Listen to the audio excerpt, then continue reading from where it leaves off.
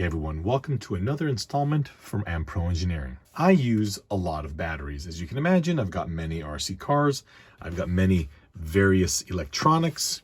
These take a ton of batteries. In fact, this one here takes way too many batteries. So what that means is I usually have to keep quite a number of batteries charged and in stock just for a variety of things around the house, right? The problem is I'm usually stuck with one battery. The Eneloop is my go-to battery for nearly everything I have in the house. I absolutely love them. They are insanely durable. They last forever. Their charge cycle, I don't know that I've ever actually reached the end of their charge cycle, actually. They just keep working and working. This particular one here shows 1900 milliamps, but they still have one major drawback. And the issue here is that the voltage, as you can see there, is 1.2 volts. Now, this is quite common as old NiCad batteries were also 1.2 volts. Capacity-wise, 1900 is very, very high for something like a AA, as cheaper ones are going to have something like 400 milliamps. Now, I would hesitate to believe anything that has a greater capacity than this,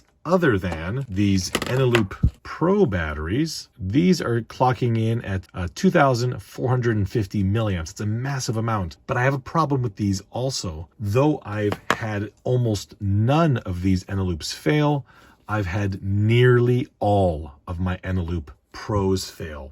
This is very, very odd, but that simply has been the case. These are still 1.2 volts, and that has a problem. We'll get to that shortly. So quite a long time ago, I located these suckers here. Now, these are nickel zinc batteries.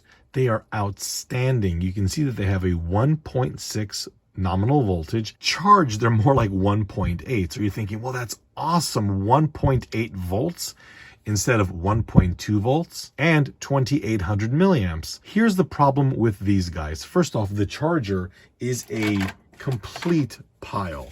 This here is the charger, and you have to do this really weird thing where you kind of have to prop it at a bit of an angle in here, and it will kind of charge.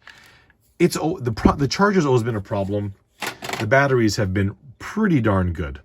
Now you can see that these have some wear. I've used them for many, many years, but there's a problem with both these higher voltage cells and these lower voltage cells. And that is sitting right in front of me. Now, this is just an example, but I think it's a pretty good one here. So the Nintendo Game Boy is designed to run on two types of batteries. It can run on a 1.5 volt alkaline, but it can also run on a rechargeable battery.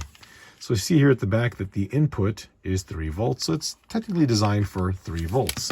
So what I'm going to do is I'm going to take my Eneloops. These are AAA Eneloops with a capacity of 750 milliamps. We're going to pop these in there. I'm going to take my EverDrive, pop it in here, turn it on. Okay, so the Nintendo is on. Now, okay, so you see this? You see how difficult it is to see the screen? Now, you saw the Nintendo logo come up pretty easily. So we're just going to adjust the contrast a bit more.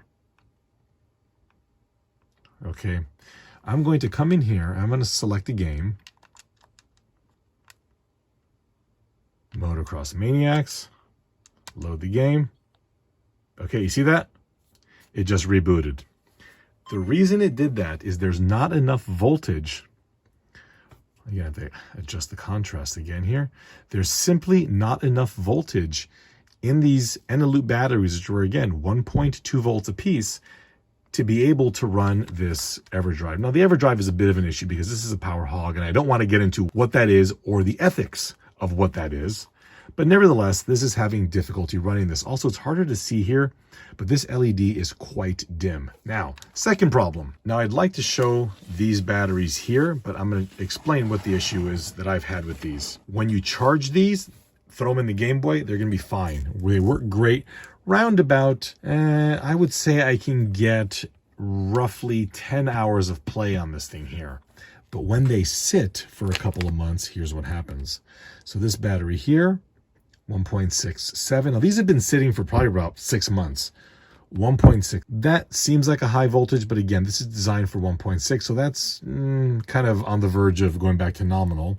This one here, 0.9. 1.5, and 0.8. So basically, they all need to be recharged. And the thing is, with these batteries with 1.6 volts, they're all dead, okay? They just show low, but they're all in need of a recharge. Whereas these, probably, I've got just a ton of AA's and AAA's, and you'll obviously have to take me at my word. These have been sitting in the back of the drawer for nearly a year, okay? 1.34. Again, remember, these are nominally 1.2 volts, so that's fully charged. That is fully charged. These were rather inexpensive, significantly less expensive than the Eneloops, so I can kind of give them a pass. Plus, they have their use. So here's the thing with these 1.8-ish volt batteries. Let's say you put them into an application that requires 8 1.5 volt batteries.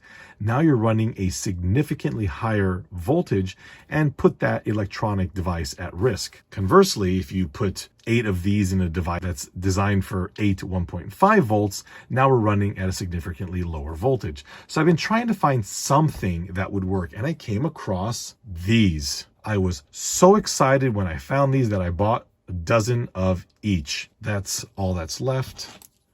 And that's all that's left of the AAAs. So of 12 each, about 12 of each, that's all we have left. Not only are these pale blue earth batteries utterly incapable of sitting on a shelf, they have a shelf life of less than 2 weeks. I've charged these, sit them in the drawer, come back 2 weeks, 3 weeks later, and they're completely dead. I've had them for about 2 years, and the first one died after a couple of months. I reached out to Pale Blue Earth multiple times, and this is a small startup, and I've never received a single response from them. It's unfortunate because they are technically 1.5 volts. Let's see if you've got any voltage anymore. A sack of complete... You gotta be kidding me. Okay, those are useless. Let's take a look at these guys here. I charged these about 3 weeks ago. Oh, look at that. We've got a live one. That was good. Well, I'll be damned. Looks like we have 3 good AAA batteries. I want to say about 3 to 4 weeks ago. So these guys seem to have a bit of a higher shelf life. And again, I wish their brothers did. So for me, these were extremely costly. I feel like this should not be happening.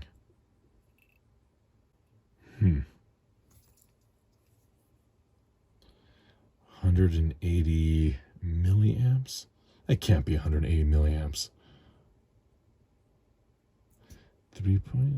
So it's a 3.7 volt prismatic cell. These do claim to be 450 milliamps, and when they were charged and ran initially, they worked reasonably well. But again, 450 milliamps versus 750 milliamps, and these are the standard Eneloops, not the Pros. Again, I didn't like the Pros. Okay, where the hell am I going with all this? Well, I still haven't found a 1.5 volt battery.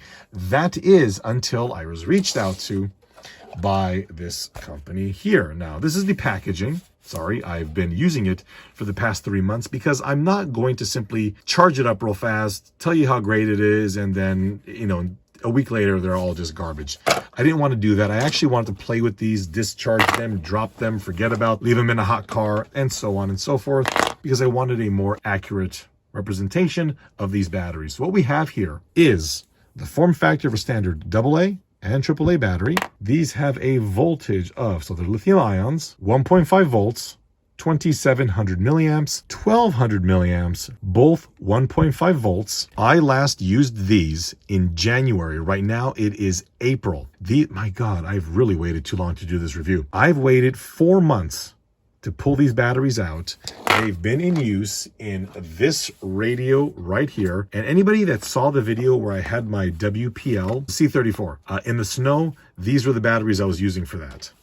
So I'm kind of curious now what the voltage is on these suckers. 1.5, 1.5, 1.5, 1.5, all around 1.5 to 1.52. Again, these have not been used in 4 months, and they were used heavily in the remote during that time. So they will work in this Game Boy, not a problem at all. This is the battery indicator. So when this goes dim, you want to change the batteries. But the problem is these operate from 1.8 to 1.6, so that when these are reading 1.6, this is still bright. And basically the Game Boy will go dead completely out of the blue because the Game Boy doesn't realize that the batteries are dying. Now, speaking of, we're going to pull these Eneloop batteries out.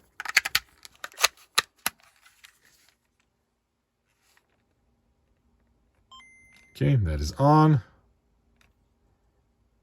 Okay, you can see that there's no contrast alteration. The LED is much, much brighter. We'll go back down to Game Boy. I was opening up, I think, Motocross Maniacs. Okay, screen's not dimming, light's not dimming, everything's working. Boom. There you go. Perfect. So despite the quality of the Eneloop batteries, the voltage was too low for this application. These behave exactly like an alkaline battery would. Their quality is outstanding. Here's the charger, and I did want to show you how the thing actually looks while it's charging. So this is a USB-C to USB cable that this comes with. We're going to pop this guy in here. I'm going to show you. I thought this was really weird. Okay, so the charging indicator is actually on the battery. There it is right there. I'd never actually seen that before with something that charges like this. The Pale Blue Earth batteries, in fact, I'll show you how those work. Those are quite similar, and of course, so it's showing red, which means it's charging. Kind of a weird, ungainly thing. I mean, I guess it's simple when you're traveling or something. I just found it to be a little bit odd. Again, this was always very, very straightforward. It takes up to 8 batteries, AA's and AAA's. With my testing anyway, these have proven themselves to be as reliable as my Eneloops, which I also love. So there is a link in the description as to where to get these batteries. They are not inexpensive, but neither are other quality products. Please note that I mean no disrespect to anybody that happens to love these Pale Blue Earth batteries, but what I can say is that these had almost no shelf life. And again, these guys over here, they have their use, but they're still kind of a weird voltage. But if you're looking for something that has a more standard voltage, is also rechargeable, these Xstars are absolutely outstanding. All right, thank you all for watching, and if you don't mind me, I've got something to do now.